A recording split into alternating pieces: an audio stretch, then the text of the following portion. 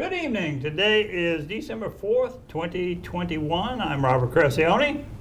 I'm John Gatsis. Welcome to America in Danger and week 45 of the communist insurrection in America. It is at that. Now, you know, there's a lot in the news, and it's hard to pick out things to talk about because Right. there is so much. Right. We are in definitely a target-rich environment. That's the phrase. But the one thing that I do want to talk about tonight is this thing, inflation. And I think that we need to talk about it because a lot of people don't understand really what inflation is. Right, and it's a core principle to understand.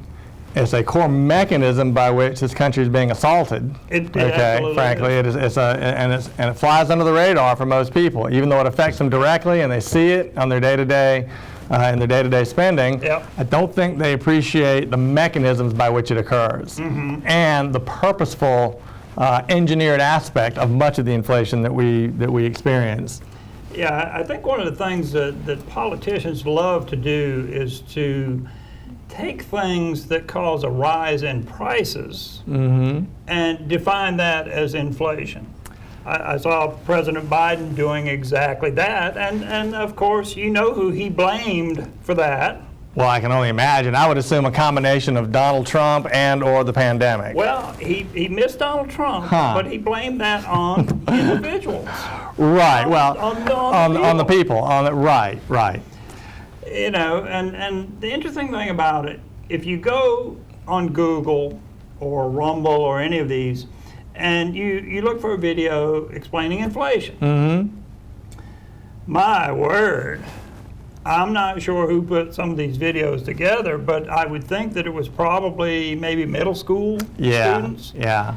Because the understanding of inflation that they imparted in these videos, there is none. Yeah, it's pretty simplistic. You know, now, one of the things that they call cost push inflation is really not inflation. It's an escalation in pricing that's brought about because of increases in operating cost. Right. Now, that's not inflation. That's an increase in pricing, and yet they use it interchangeably with the term inflation. Right, and sometimes economists, I think in an effort to at least thread the needle a little bit and not have their credentials be completely exposed as being probably suspect, they'll use the phrase price inflation, when really that's what they're talking about is what you just discussed. Exactly. Basically just the normal increase in prices that arise out of fluctuations in the marketplace. Okay, supply and demand, raw material costs go up, taxes go up, labor prices go up for a number of reasons. Okay, these are all temporary, variable up and down cycles that one associates with any economic activity.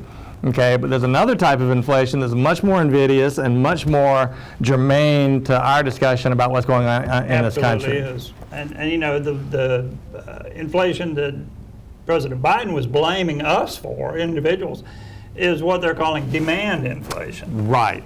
All right, because demand is increased, prices naturally go up as supply becomes shorter, as more people wanting things, and demand inflation is really just... Well, it's the same thing as cost-pushing inflation. Exactly. It just depends on which side of the coin you look at it on. There's a demand for a product or a good or a service. There's always a limited quantity, a finite quantity of that good or service, and so the price is set accordingly by the marketplace. Absolutely. Okay, that arises completely out of the normal functioning of the marketplace. It has nothing to do with the money supply or banking or any of those issues. Exactly. Okay, and that's where the delineation has to take place. Yeah. And you know, as you said, economists love speaking about X inflation. Right. They love to throw that inflation behind whatever they're talking about because people don't know. They're not right. They can expound on that ad nauseum, and people don't know. Well, it becomes this sort of nebulous, broad, all-encompassing term to explain the reason that prices are going up. And it also makes it possible to blame any number of agents, any number of actors in the system, without actually focusing on the thing that represents true theft of your wealth and theft of the value of your earnings through what I call scientifically created inflation, which is increasing the money supply, printing of money. It's not really printing money, but creating money. They create, you know, the Federal Reserve creates money out of thin air, okay, to what they call monetize the debt. Yep. All right, now we probably need to explain that in some more detail, but that's the essence of it, is that, you know, when we hear about these various actions that are taking place in the economy, I think it's lost on a lot of people how much money has been added to the system. Okay, and I mean that's literally an important feature of an economy. How many dollars actually exist in the system? Okay, what's the total number? And those are numbers that you can go and research and find out, and there's several levels of that number. There's an M0 number, which simply represents the dollar, the physical dollar bills and the coins that are in circulation. There's an M2, which I think represents the dollars in circulation plus the accounts in checking and savings accounts. And I forget, I think M3 has become kind of discontinued, okay? And then there's other measures which include investments and all the dollars that exist in the form of notes and bank-held notes and investments and stocks and so forth. But when the government decides to spend, say, $3.5 trillion on the Build Back Better program, that money has to come somewhere. And they cannot tax people enough to pay for it. So they literally are going to create the money out of thin air. And what happens when they do that is that they get the immediate benefit of the spending power by that newly created money. Okay, but what happens in time is that your money loses value. That's why an item that historically has always cost, say, $100 will start to cost $120 and $125 and $130 with no underlying changes in market conditions or supply and demand. That's the important distinction here. That is. I don't know if I'm explaining that well, if I'm getting my message across, but hopefully we can, maybe somebody will call and yeah, we can discuss it some. But it's very important to understand the various aspects of what contributes to these rising prices. And that's known as monetary inflation. Monetary inflation. And that's the inflation that we need to be very keen on understanding. Well, many economics textbooks simply define inflation purely as an increase in the money supply. Okay. And just, I'll tangentially note, that's why governments historically have really they don't like gold standards, for example. They don't like they don't like monetary systems that peg the currency to a specific item that has a finite and inherent value, like gold, okay?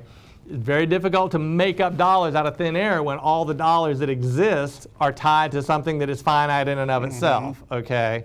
And so they went off the gold standard a long time ago because it allows the politicians to basically create money out of thin air. That tax of monetary inflation is a much greater tax on your income and your wealth than any of these various direct taxes that are leveled against you, as onerous and obnoxious as they are. Okay, inflation is the killer. It absolutely is. Now, you might think that inflation, monetary inflation, is something that just happened. The reality is monetary inflation is a theoretical endeavor that was basically originated by an individual named John Maynard Keynes. All right, hence we have Keynesian economics. Right. Now, Keynes was a British economist in the early 1900s, and he advocated fiscal and monetary policies to control the economy, all right, because in those days you had booms and busts, and banks went insolvent and various things. So they took those little minor regional emergencies. And that's the key, is that these are things that are a natural part of the business cycle that in a free market economy resolve themselves rather quickly. Exactly. You know, there's an old saying that the best solution to high prices is high prices. That's right. That's because right. high prices reduces demand. Right. Unless it's a Tickle Me Elmo several years ago. Right, you know, right. they were paying. Or in turn increases supply. Exactly. So you increase one or the other. Now Keynes, by the mid-40s, most governments had adopted his policies. Right. Most, what they call termed in this article, termed capitalist economies, right. Capitalist countries. The communists didn't because they already had that. Right. They already controlled everything. Right. So, you know, the Keynesian model drives towards central planning and socialism, ultimately communism.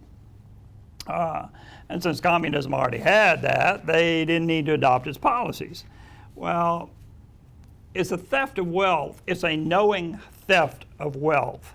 And I've got a video, and it's a quote of John Maynard Keynes. Okay. And I think it drives home the fact that what's done with inflation is not happenstance. Oh no, it's very, as I used the phrase a minute ago, it's engineered. It is engineered. Yeah, it's a policy choice. It absolutely is. It's very intentional. So Lee, if you'll cue up that John Maynard Keynes video, or that quote, video number 2, I want you to look at this and think about this. Follow along. It's just a quote that's being read.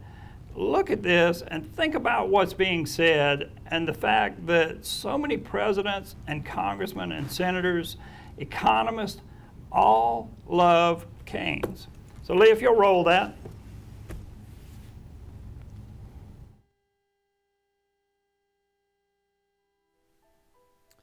By a continuous process of inflation, governments can confiscate secretly and unobserved an important part of the wealth of their citizens.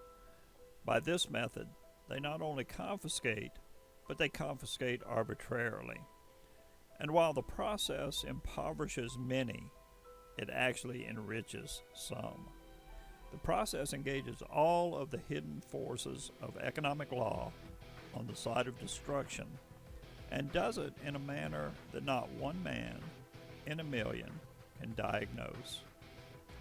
John Maynard Keynes.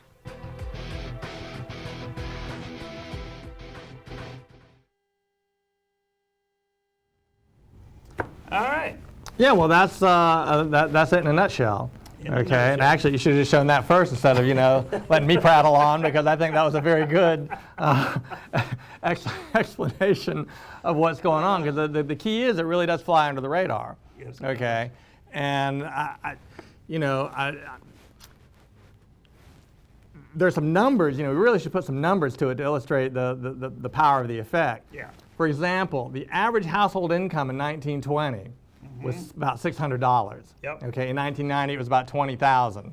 Okay, what has fundamentally changed in 1920 to 1990 or today, where I suspect the average household income is closer to 40? I suspect the median household income is 40. And notice the difference: 600 from 1920 to 1990, 620,000, and then in another 20 years, 20,000 to 40,000. You start to see, that start to happen.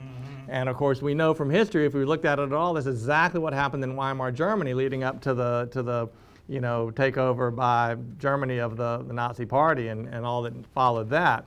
But in Weimar Germany, the Deutschmark, a newspaper that cost 30 cents in, I think, 1917, 1918, was 15 million Deutschmarks by 1923. And those increases took place over a short period, the increases were nominal over a relatively short period of time: 30 cents, 80 cents, $1.20, or a Deutschmark 20, so forth. And then they started reaching into the 5, 10, 40, 100, 2 million, and it just ramped up. And they call that hyperinflation. And hyperinflation is not unprecedented in history. It happened in Weimar Germany. It happened in Argentina. A really good example is Zimbabwe, where they literally, you can Google this and look it up, they literally have a $100 trillion note, which is worth about 40 cents now. In U.S. dollars. Right. When they first instituted it, in the middle of their hyperinflation, this is relatively recent. I mean, Zimbabwe, Rhodesia came before Zimbabwe. Rhodesia was a very thriving, successful Southern African country. It got seized by the whole woke mentality back in the day in the late 70s, and basically they handed that country over to a bunch of communists. Robert Mugabe, and there was an ongoing mass genocide, and they ran off all the people who were actually productive in that country, okay, and embarked on an inflationary spiral that culminated in these $100 trillion notes and complete destruction of their economy that happened pretty quickly and fairly recently. I think the $100 trillion notes in the last 15, 20 years, okay? Yeah. Now, is that going to happen here? I don't know, probably not, but I tell you what has happening and is happening is lots of scientifically engineered inflation to steal your money, okay? And the examples, you just go dig into history and look at what the cost of things. You can drive right down on Highway 70. There's a restaurant outside of Kinston called King's Restaurant. and they have their menu from 1970, and a full meal that we would pay $10 or $12 for today, $1.70. Yeah. Okay. Now I promise you, the components of that meal are probably actually more readily available today than they were then through mass production, improved farming techniques, all the things that go into improving the quality of production. Yep. It's right in front of us, but yes, it is. The frog in the boiling pot, folks. It absolutely is. Now, in order to engineer this theft, to put it into place, to make it happen, there were some very influential individuals back in the early 1900s. Nelson Aldrich was one, U.S. Senator. Paul Warburg, an investment banker who was tied in with the Rothschilds and European banking concerns. Yeah. These individuals decided that in order to, pull off this major theft, that they had to institute some sort of centralized banking in the United States. Now, the United States was the people of the United States were very anti-big banks. Right. At that point in time, the citizens of the U.S. hated the big banks. Right. They didn't trust them. They didn't trust the investment bankers. They didn't want that. Well, that was a disagreement among the founders. Alexander Hamilton was very pro-central bank, yes, and Jefferson and others were not at all. Absolutely. In fact, Alexander Hamilton attempted to found a U.S. central bank. Right. And actually, I like Hamilton on most things, but on that, he was misguided. Absolutely was. Well, in 1910, these gentlemen got together, and I use that term liberally there. They got together and they decided to meet in secret because they could not meet in public because the public would not tolerate They would have not tolerated, you're right. A cabal of private, highly placed banking individuals engineering a completely new paradigm for United States monetary policy and banking. Exactly. Yeah, they might not like that. No, they wouldn't have liked that at all in 1910. So these gentlemen traveled to Jekyll Island, Georgia, for a secret meeting to establish the Federal Reserve. Now, there's the book, The Creature from Jekyll Island. And remind everybody, this is 1913. 1913. Because oftentimes people will say, well, the Great Depression was the reason they created the Federal Reserve. I've heard many people say that. People who actually were alive during that time make that completely anachronistic statement about what and when things happen. Yeah. And wrong. The Great Depression resulted because of policies that were instituted by the Federal Reserve 20 years before. Absolutely were. The Creature from Jekyll Island, if you want to learn about inflation, money, monetary policy, and the deception we've been hit with in this country, get Absolutely. This book. It's an outstanding book. It's by G. Edward Griffin. You know who's been promoting that book? Somebody that a lot of people will know. The guy who wrote Rich Dad, Poor Dad. You know who I'm talking about? Yeah, he's I think he's a Japanese fella, grew up in this country, became extremely wealthy, and wrote a series of books called Rich Dad, Poor Dad. I think his name's something Kawasaki, I think. I'm not sure. I'm probably butchering all that, but it just came to my mind.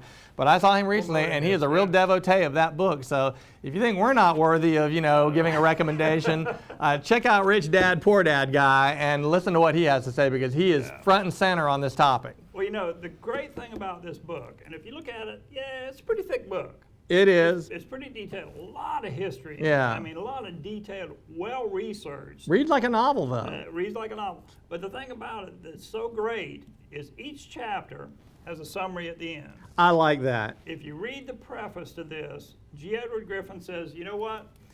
If you don't have the time to read the entire book, read each chapter summary. It takes about an hour and a half. Most people can tolerate that. That's right. Well, we are in the age of the short attention span. Read it. It gives you a great understanding of what's going on. Without having to pour through all the numbers. Yeah, the bell curve is that way too. Charles Murray's socio-economic tome. It's a great book and it does the same thing. It has a little summary at the beginning of each chapter. If you don't want to digest all the numbers, you can read it in a half an hour. Yeah, but I highly recommend that book. Great book. Absolutely it is. And unfortunately, we've got to take a little break. So we'll be back. When we come back, we're going to talk more about inflation. Let's do, yeah. I think we need to cover this thoroughly. We need to really round this one out. Absolutely. So stay tuned for more America in Danger. We'll be right back.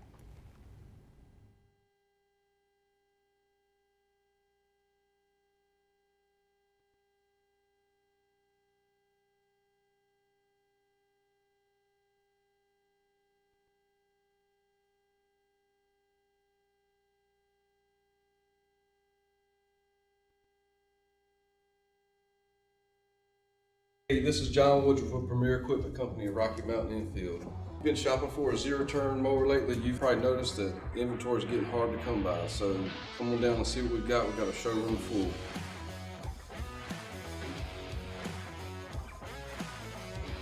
We have a showroom full of Exmark and Grasshopper zero-turn mowers. Everything from commercial to residential, everything in between.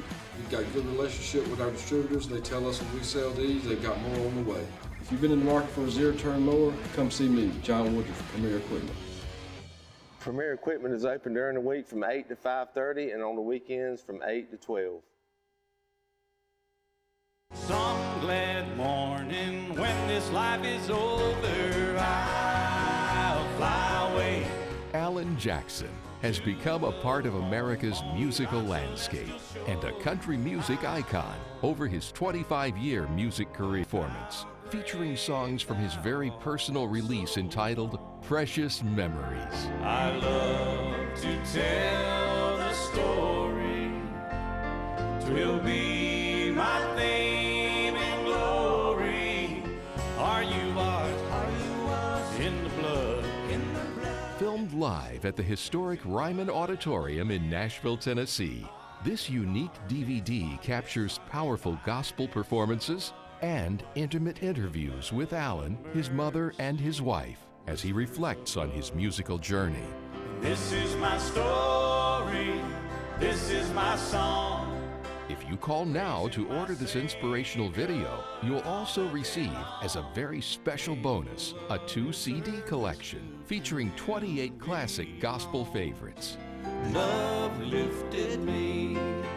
Love lifted me. Blessed assurance, Jesus is mine.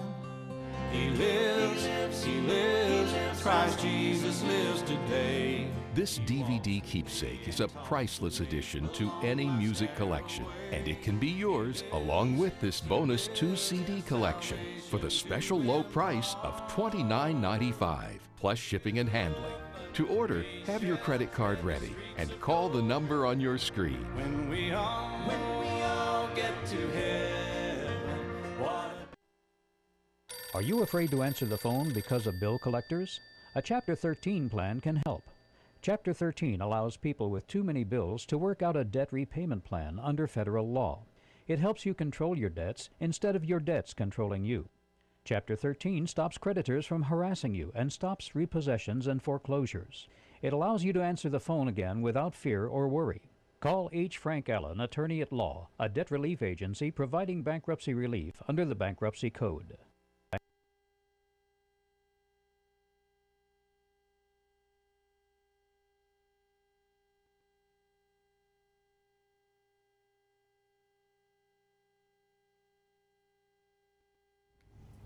All right, we are back, and we've been talking about inflation.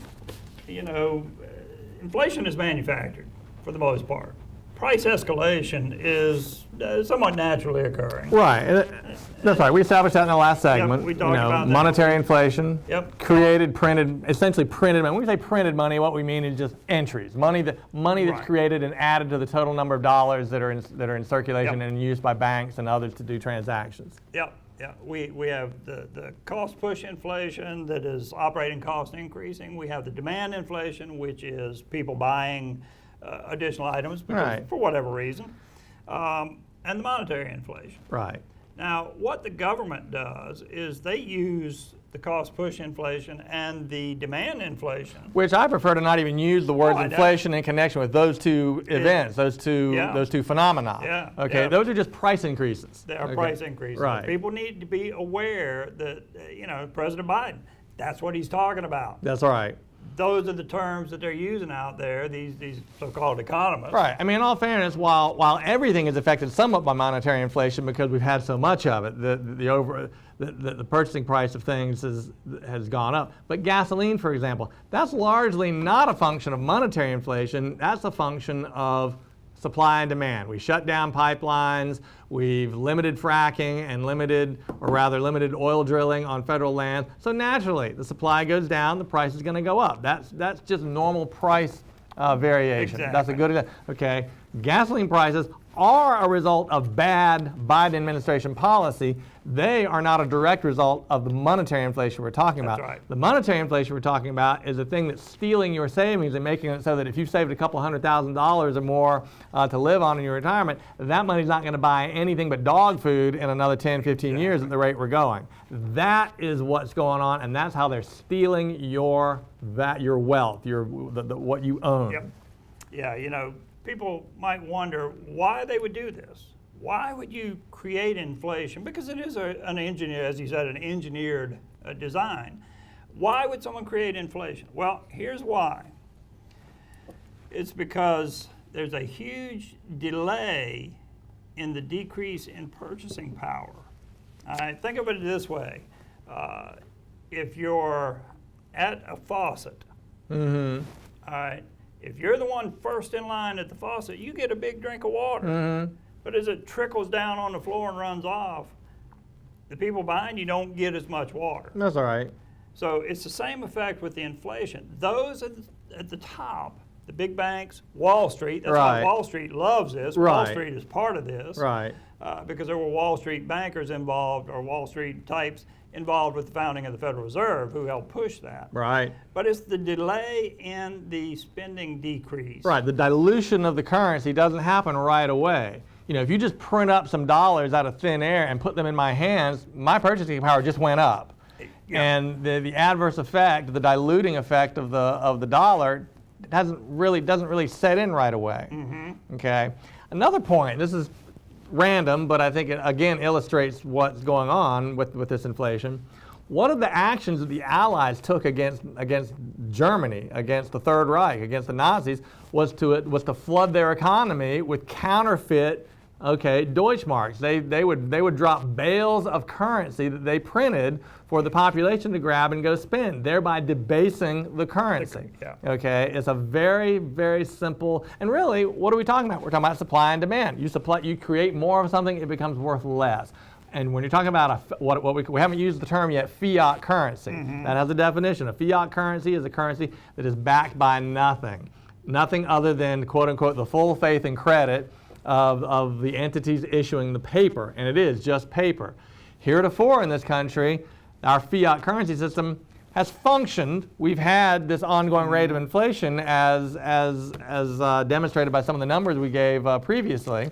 Okay, but ultimately it's functioned reasonably well. Okay, but it always leads to ruin. And the reason the United States has been the reserve currency of the world is because we're viewed as being fundamentally productive and paying our bills. But the minute you start getting into very inflationary trends, and the federal government, there's nothing that constrains them. You know, a state like North Carolina, they can't print money. So a state can go bankrupt. The federal government can't go bankrupt and never will. They will always be lulled into the siren song of printing more money because the currency is not backed by anything that's fixed or finite. Yep. Okay, I hope that makes sense. I mean, it's just, but to me, it's such an important concept. People really need to get their heads wrapped around it to understand what's going on right now. I agree. I absolutely agree. You know, we've talked about the gold before, and gold in ancient Roman times had a certain purchasing power. Right. Ounce of gold had a certain purchasing power. Well, if you fast forward to today, that same amount of gold essentially still buys the same thing that you could buy, excluding technology. Well, right. But basically, in ancient Roman times, if you had an ounce of gold, you could go buy a very nice toga, some sandals, right, maybe a nice outfit, cape, a nice outfit, a belt. At the men's warehouse in ancient Rome. Exactly. Well, today, if you take an ounce of gold and you go over to Men's Warehouse, you can buy a nice the same clothes, thing, right? Pair of shoes, That's right. Yeah. Well, gold is a very good measure, of inflation. And of course, when things start going bad with the economy and with the currency, people do flock to gold. But you look at the price today, I think gold is hovering around $1,750, $1,800. Back in the 90s, it was $300 an ounce. It's been as low as $20 an ounce in this country's history. Yeah. We got a caller. Caller, you're on the air. What's on your mind tonight? Good evening, gentlemen. Good evening. Watching the show, trying to learn something, and enjoying it. But I want to address Robert. Okay. The audio, your microphone is only producing about 60% of what John's is. Okay. So please have your engineers look at that.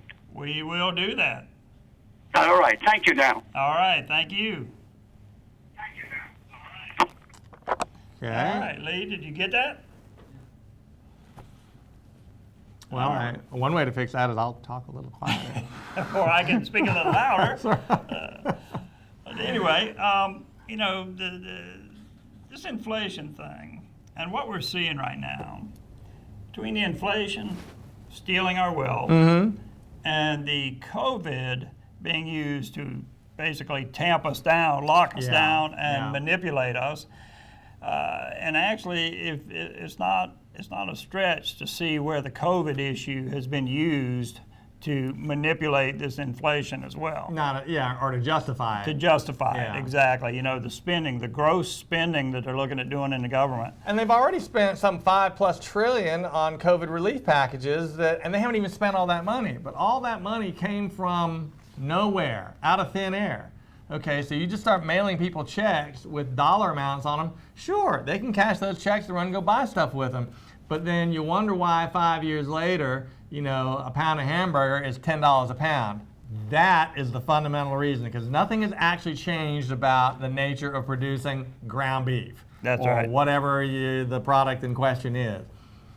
Now, you know, Larry Summers, and I don't know much about Larry Summers, but he was being interviewed by a very liberal individual. Well, he's a liberal himself, right? Larry Summers is a Harvard economist, yeah. and historically, he's not a complete lunatic, unhinged, woke nitwit who has no connection to reality, okay, which is what largely describes what's controlling the Democrat Party today. But he is a liberal, so just backdrop information there. Yeah. Now, he was interviewed by Chris Cuomo. Oh, yeah, okay. And it's interesting in this clip because Chris Cuomo has no idea what he's talking about. Right. Hasn't a clue, and you can see it in his face. He doesn't have anything to say. Way out of his depth. Yeah, way out of his depth. More out of his depth than normal. Absolutely. So, Lee, if you'll cue up video 1 with Larry Summers, I want to show you this and listen to the amount of money that's been dumped into our economy. See if you can seize on the important phrasing here. Yeah, so take a look at this and we'll be right back.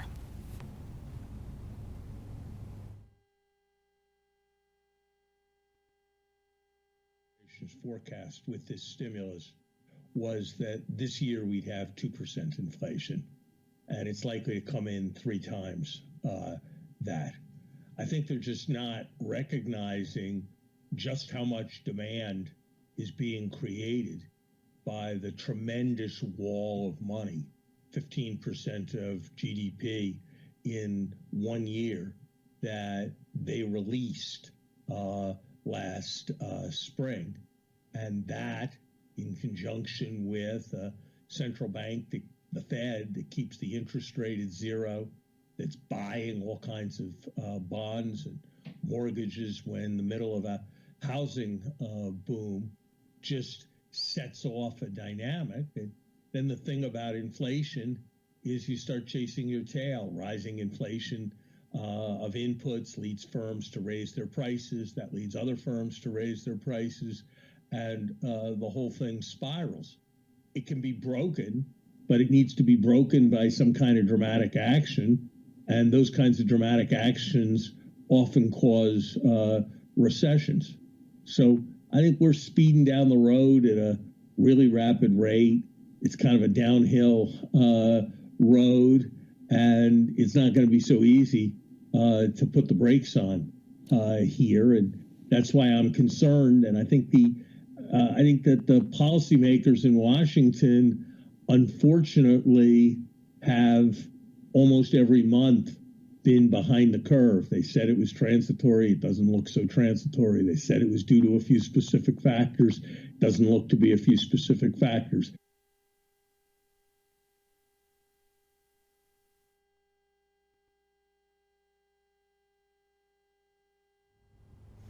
All right. I don't know if you caught that, but 15% of GDP has been injected into the economy. In the form of created money. Created money. Well, I read recently they don't even print it anymore. Well, that's right. It's just entries in a ledger. Yeah. Okay. I read recently where I think it's 35% or 40% of all the money that exists in the United States currency has been created in the last 2 or 3 years. That is phenomenal. That's It huge. really is. That's we were talking earlier about the curve that does like this and then starts to take off. That's kind of getting down here right in this region, Weimar Republic stuff. I mean, I don't know. It makes me very, very concerned. I mean, inflation, it's great if you're a debtor. You pay back your loans in these inflated dollars and cheaper dollars. But if you're a saver and you're saving for the future, or you just don't want your money diluted and your wealth stolen from you, inflation is extremely destructive. And nations who debase their currencies always fail. I mean, I think in the Roman Empire, weren't they debasing their currency by clipping chunks out of the coins? Because at one time, I mean, there's so many, so many things we can talk about. It's hard to cover it all coherently. Yeah. Okay, but part of what's going on is that the understanding of what the definition of money has changed. Okay. At one time, money itself had value. That's why we created our money in coin form, in silver coins, gold coins. That money itself had value. You could say, okay, these dollars are a tangible store of value in and of themselves and a medium of exchange. We've migrated from that to where simply the money is just, again, a fiat representation of spending or of value, and that amount of money is raised and lowered. I mean, they can contract the money supply. And when they talk about quantitative easing, that's expansion of the money supply. Okay, they have seen yet, you hear about tapering. They have yet, and all they're really tapering is the amount that they're increasing the money supply by. They're not actually contracting the money supply in any significant way. Okay, and the problem is these Federal Reserve policies, they kind of get wedged into a corner, because if they do anything too drastic, it'll blow the economy up the other way. At some point, they're going to be in a corner that they've got no wiggle room, and they can't manipulate their way out of the problem. They're going to have to do something. Right. One thing that when you were talking just then, it made me think. Between taxation, which is theft to me. Also theft. Income tax largely. is largely theft to me. Nothing aggravates me more than to hear someone proclaim that they're willing to pay a little bit more if it improves things. Because they're so magnanimous. Yeah. That is tantamount to wearing the virtue signaling mask. Exactly. That's right. But anyway, what that made me think of is Senator Aldridge, who was instrumental in getting the Federal Reserve Act passed. That's the, the Glass-Owens bill, which ultimately became the Federal Reserve Act. Yeah. Now, Aldridge wrote almost an exact bill a couple of years before that, because he was not in the Senate when the Federal Reserve Act actually passed. Right, he was out already. Right. But he wrote a bill very similar to the one that ultimately got passed, and he was very instrumental in getting it passed. But he also was the sponsor of the 16th Amendment, which was the income tax amendment. Right. And for those who don't realize it, the income tax, until they actually passed an amendment to the Constitution, was unconstitutional. The founders explicitly created the Constitution in a way that you could not tax a person's income. That was seen as fundamentally at odds with the ideas of a constitutional republic and limited government. Okay?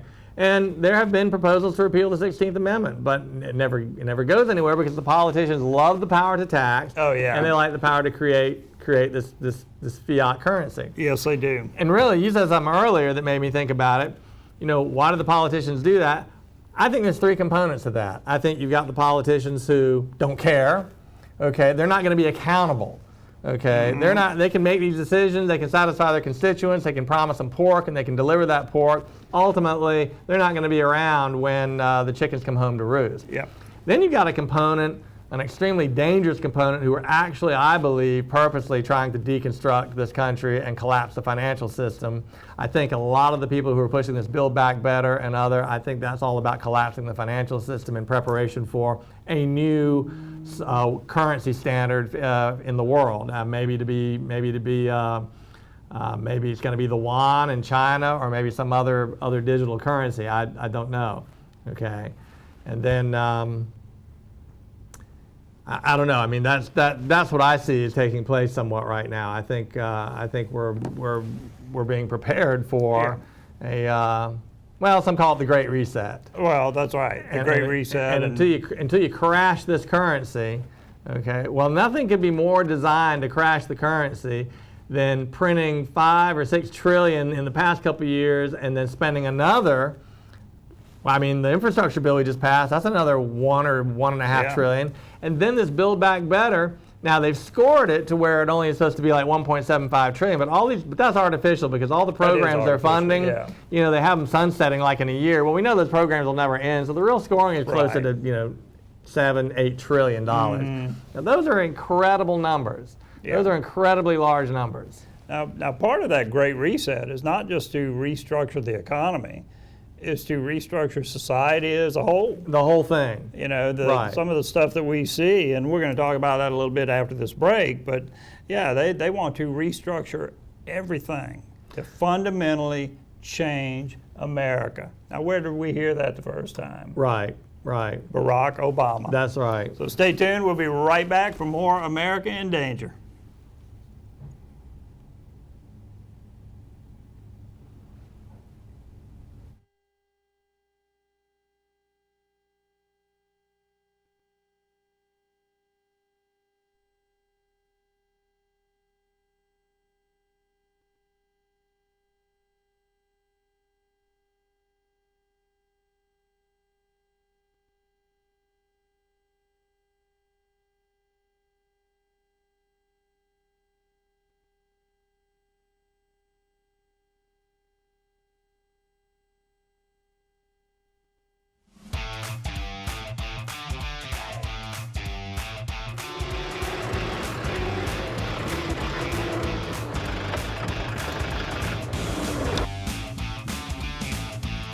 This is Nicholas Bellamy at Premier Equipment. I'm going to talk about the 4540 Mahindra. It's 38 horsepower, full cylinder engine.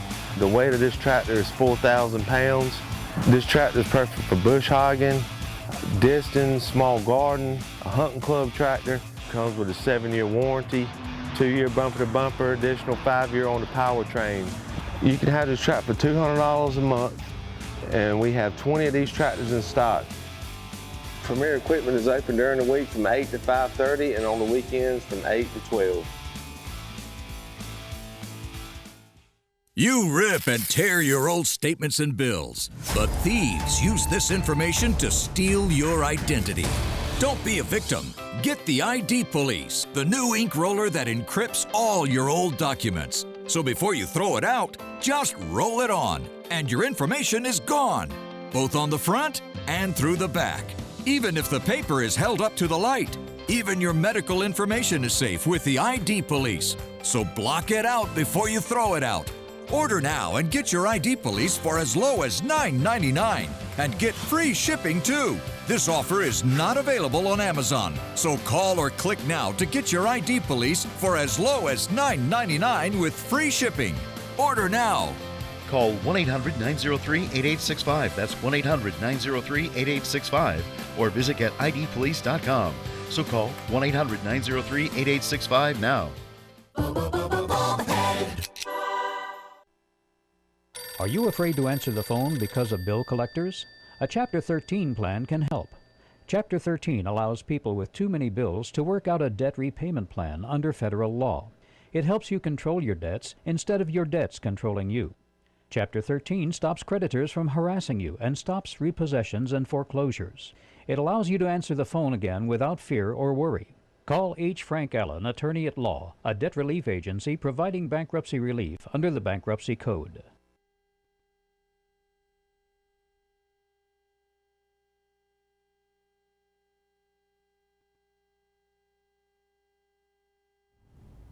All right, we are getting into short rows here, but I did want to talk about the Omicron variant that seems to have some people in a tizzy right now.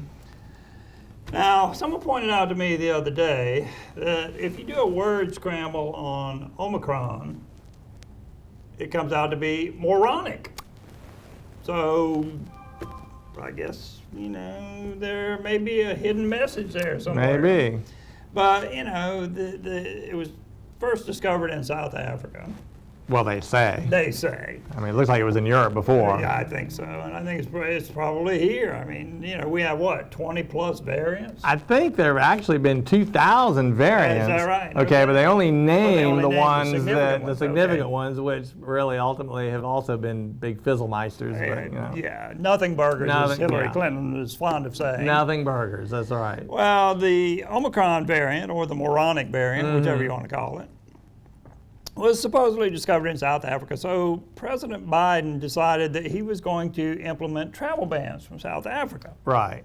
And all in good conscience, even though he and his partner in crime up there, literally, Kamala, made the pronouncement that travel bans from China in the height of this thing were racist and xenophobic. Well, and the travel bans from Africa. There was one at that time as well, and they said, well, this is just an attempt to keep black and brown people from coming to this country. Well, it's nonsense. There was no evidence for that. It was a bona fide travel ban being instituted at the onset of a pandemic where it made sense to limit travel.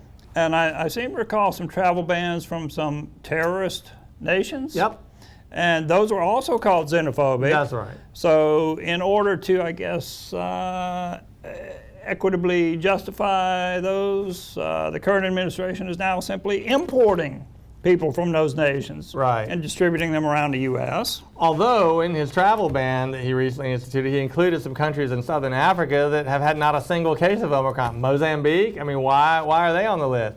If anybody could be credibly accused of painting with a broad brush and racism, I would say it's the Biden administration. There you go. Well, I'm going to say it then. The Biden administration is racist in banning travel from countries who have no COVID issues. Right.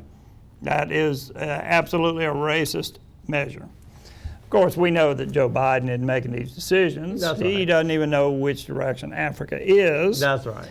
But, in all of this COVID nonsense, and I do call it nonsense because largely it is nonsense. A lot of it has been really ginned up. The whole mask issue. No kidding. Is absolute nonsense. In fact, there's a study now from an Oxford professor saying that face masks made no meaningful difference. Now, I've been saying that for a long time, and the way I reach that conclusion is I took the CDC numbers and the North Carolina DHHS numbers, and they put a nice little graph on their websites showing the number of cases. So I simply went back to the North Carolina governor's website and looked at when all of the executive orders were put into effect, all of the mandates, all of the stay-at-home orders, all of the shutdowns, all of the mask mandates. And I plugged those in on that graph, and you know what I found? No significant effect of mask wearing. Not even an insignificant effect. Right. No effect whatsoever. Right. So I'm sorry, numbers don't lie unless you make them lie. And in that case, I have to say, if there were any effect to any of these mandates, you would have seen at least a change in the rate of rise. Yeah. Well, the mask thing doesn't pass the smell test on a number of levels. And first and foremost, to me, I always kind of go to just first basic principles.